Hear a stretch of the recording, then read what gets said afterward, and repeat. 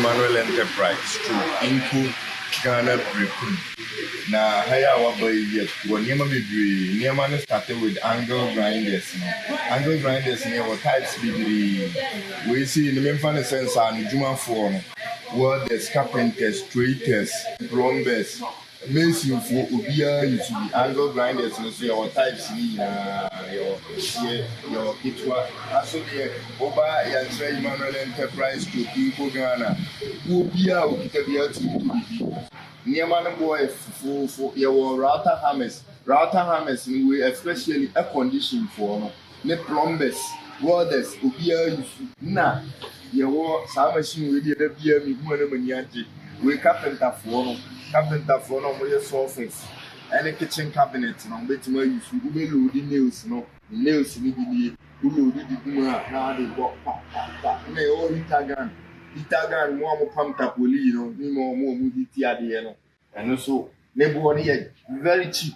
Now you walk circular saw I walk vending machine. This is discount until your money drop it 30% to 40%. Now you walk rivet gun there was set group you number organizer for you move go away near the pump type organizer for no sprayer for nobody Kohana.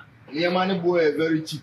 And you walk pipe wrench. Pipes in you will need be.